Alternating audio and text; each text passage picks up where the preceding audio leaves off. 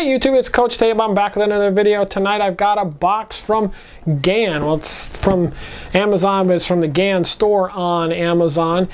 And this is my first ever sponsored video. I told you guys I'd let you know when and if I ever get sponsored or have a sponsored video. Well, this is the first one. I'd like to thank Gan for sending me the Gan Air M, the 356 Air M 2020 edition, whatever you want to call it, for free in exchange for this review. I, of course, will be unbiased and let you know my true thoughts. There's no way I'm letting that get in the way of anything. Of being sponsored. There's no way I'll filter my opinions in any way. But I want to thank them for sending this out, and let's go ahead and get into the cube.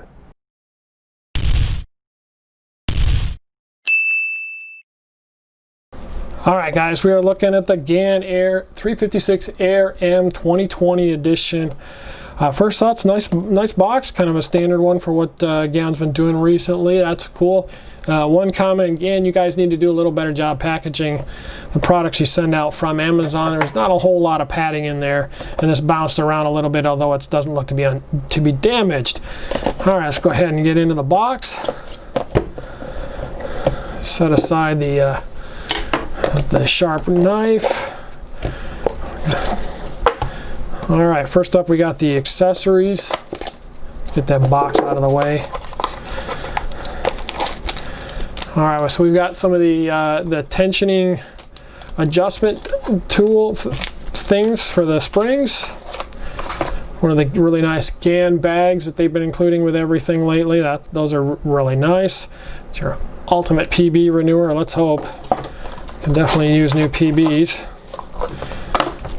We got a instruction manual for how to adjust the tensions and how to work the centerpiece travel and the GES stuff. That's cool. And then of course the 3x3 tutorial thing that I'm not real sure why they include in these flagship cubes. If you're buying a $40 or $50 GanCube, you probably already know how to solve the 3x3. All right, let's go ahead and get into the box. And if it's anything like the last one like this, I'll have all kinds of trouble figuring it out. Oh, there we go. Plastic inside of a box. A little bit overkill there. Oh, it's actually sealed plastic. Good thing I kept the knife handy.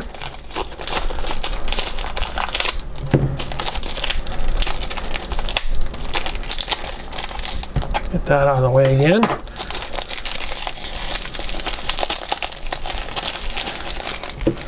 All right, first impressions. This looks really, really nice. Looks like it's got the same, maybe just slightly lighter shades than my 356 6X V1, which I absolutely love and think has the best shades ever. This is pretty darn close, though. It looks really, really nice. It is the matte flat plastic that Gan's been using on a lot of their stuff lately, which I do not usually care for, as it's usually pretty slippery. This feels a little better than some others I've felt, like on the 2x2s, which were really, really slippery. That's not so bad. Okay, we come with the yellow magnets pre-installed. You cannot adjust those. And those are like a medium click, so that's not bad at all. First impressions, very light. Okay, feels good in the hand. And it is loose and flexible. So yeah, it's going to cut all over the place, pretty much. Although not quite as good as you might expect, but still really good. Very, very, very flexible. Yeah, oof. That is very loose, but that's okay, you know, out of the box, whatever.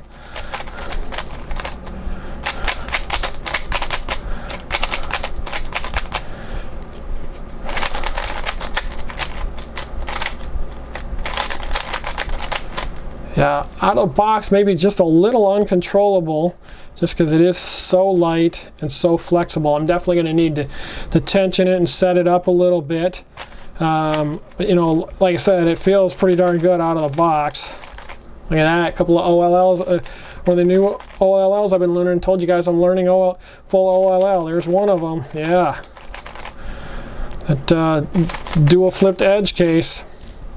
Thank you, JPerm, for that algorithm.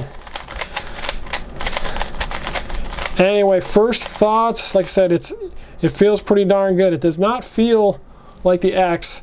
It does feel more like the XS. I've been told it's basically an XS without some of the adjustment options and with a slightly different magnet setup. Definitely does not feel like my X. Definitely feels more like the XS. Light, a little sandy. It's not lubed, or it's very lightly lubed out of the box.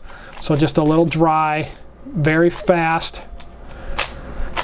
and very flexible. So definitely going to need some work on it before it's ready to be my main or anything like that, or to be fully tested. So we're gonna have to go ahead and do that.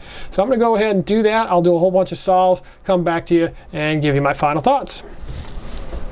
Okay guys, before we get into solves, I realize I need to talk a little bit about the tensioning system.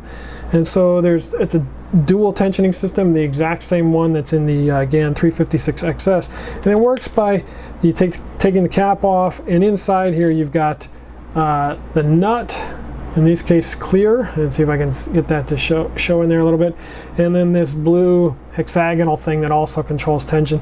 And what you can do is you can push down on the nut with your finger and turn it, and then you can also use this this tool that comes with it, lock that on top and turn, and then you can adjust the tensions that way as well. And that's actually what I ended up doing with mine. I just ended up turning this thing, and you get 24 different settings with each blue thing, and then there are darker ones that come as well. And I'll talk about this a little bit more later, but my issue with this is that there are numbers printed on here that tell you what each of the settings are, or little symbols, and I basically can't see them. What I ended up doing when I was playing with this and trying to get it back to the tensions that I had it on, is I would take photos of this thing, zoom it in, view it on my monitor, and see what the settings were, because there's numbers and things on here, and they are extremely faint. We're talking like clear plastic on top of clear plastic, or a symbol that's extremely small, you know, like a millimeter wide or something like that. And I realize that I'm not exactly the target market for GAN, being somewhere north of 40 years old. But for me, this system is pretty much unusable. It's high time that we get away from systems like this and start using like a painted thing or some other very obvious method for tensioning, especially if you're going to do a dual tension like this. If you're going to do single tension like Moyu does, then you can just turn, and then you can do it all by feel. But this, where you got to kind of do it by sight, this is basically unusable for me, and that's pretty unfortunate.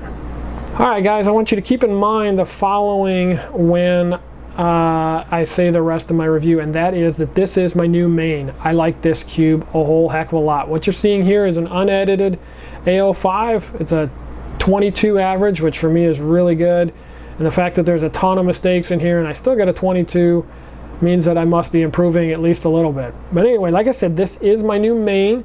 I love the feel of it. It's stable, much more stable than the 356XS, than I was ever able to get that to be. It's fast, it's smooth without being frictionless. You can definitely still feel the turns. It's a great weight, coming in at 68 grams. It feels really good. It's fast enough. It's controllable. I don't have any lockup issues. I don't have any stability issues. None of that kind of stuff. So what's my problem with this cube? Well, this is basically a GAN 356XS with a new name. And in fact, not only is it that, it is a 356XS just without the adjustable magnets. In fact, the instructions for the adjustment system, for the tension adjustment system, literally say GAN 356XS in them. What are we doing here, GAN? You're giving us the instructions for a different cube. You're supposed to be a premium line. Come on, you should be doing the right thing and giving us at least changing the name in the manual for this cube, rather than just recycling one that you've already given us, especially if you're telling us that this is a new cube. And they're charging $47 for it, when the market really tells us that that's not where flagship should be. We've got a lot of other cubes with way more adjustment options, like the Tengyun and the MGC Elite, that are much cheaper. This one comes in at $47, and all you can do is adjust the tension. You can't adjust the magnets. In fact, we have a $9 RS3M that has adjustable tensions. So I feel like GAN is overcharging for what is essentially a re-released, better out of the box, or at least more usable setup out of the box, more usable configuration, because you do still have to do a lot of setup and adjustment to get it to be really usable. XS, and they're still charging $47 for it, and to me that's just a problem.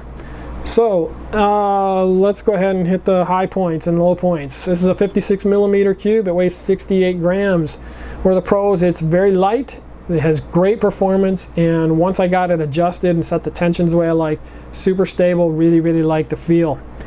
However, it is very expensive. As I mentioned earlier, the tension system is extremely difficult to read, for me anyway. And as I said, this is basically a re-released XS. So if you have an XS, or if you didn't like the XS, no reason to buy this cube. So the bottom line is, this is a new main for me, but it's tough to recommend because of all the caveats. It's $47. It's exactly the same as another cube that's already on the market. You don't get as many options as you do with other cubes that are cheaper, and the performance isn't that much better to justify the price. So at the end of the day, should you buy it? It's tough to say. If you have $47 and you really want to buy a new GanCube, go right ahead. This is the best cube I've ever used. Alright guys, if you like what you've seen, go ahead and hit like and subscribe down below. I do want to thank GAN again for sending me this cube for free in order to review it. Go ahead and shoot a comment down below, and I will see you in the next video. Take care, everybody.